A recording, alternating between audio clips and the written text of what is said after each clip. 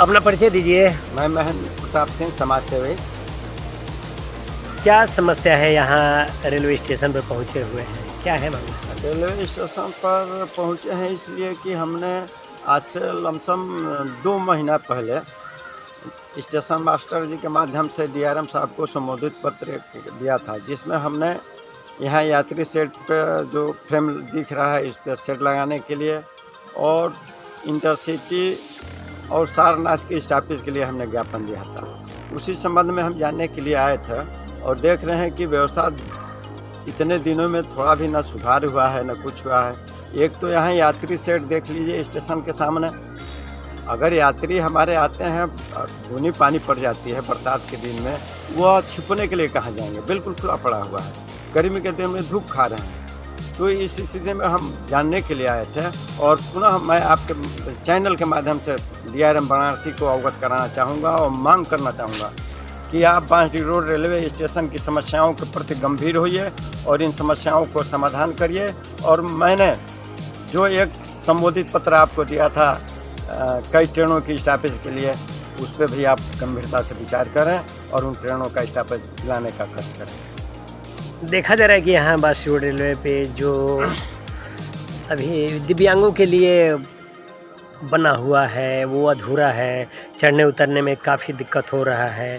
लोग टांग टांग के स्टेशन पे दिव्यांगों को ले आते हैं, उनके लिए कोई व्यवस्था नहीं है। तो इसके विषय में क्या कहेंगे? और ये जो अभी आपके पीछे जो शेड नहीं है और फ्रेम लगा हुआ है, तो कितना समस्या हो रही है यात्रियों के लिए? समस्याएं तो बहुत हो रही है। इसमें इस पर सेट न लगने का, अब सबसे हम सीधे चलेंगे कि रेलवे प्रशासन की कमी है। अगर इसका ठेकेदार कोई होगा, सेट नहीं लगा रहा है, तो कहीं ना कहीं से रेलवे अधिकारी या संबंधित कर्मचारियों की भूमिका उसमें है, जो संदेह के घेरे में बताती है। इतने दिनों से फ्रेम लगा हुआ है, सेट न पड़ना, एकदम सीधा साधा यह दिख रहा है कि इसमें रेलवे अधिकारी और कर्मचारियों की लापरवाही है। चाहते तो इसकी सेट बहुत पहले लग गई होती और दिव्यांगों के लिए अगर कोई व्यवस्था नहीं है तो उसमें भी इनकी जिम्मेदारी है। तो यह इनको मांग करना चाहिए स्टेशन अध्यक्ष बांसडीह रोड को, यहाँ विकलांगों के लिए, दिव्यांगों के लिए कोई व्यवस्था नहीं है, उसकी समुचित व्यवस्था हो जो भी उससे संबंधित हो।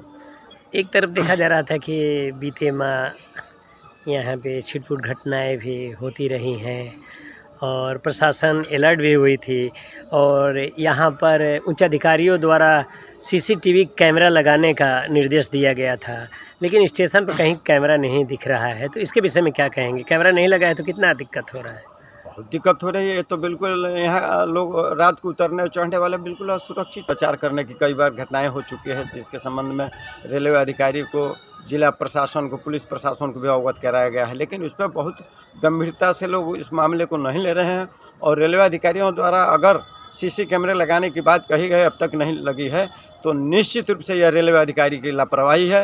वह नहीं चाहता है, वह झूठी आश्वासन दे चुका है, इसलिए अब तक कोई काम नहीं हुआ। अगर उनकी सही और जनता के प्रति थोड़ा भी लगाव और गंभीरता होती तो बांसडीह रोड रेलवे स्टेशन पर सीसी कैमरा लग गई होती।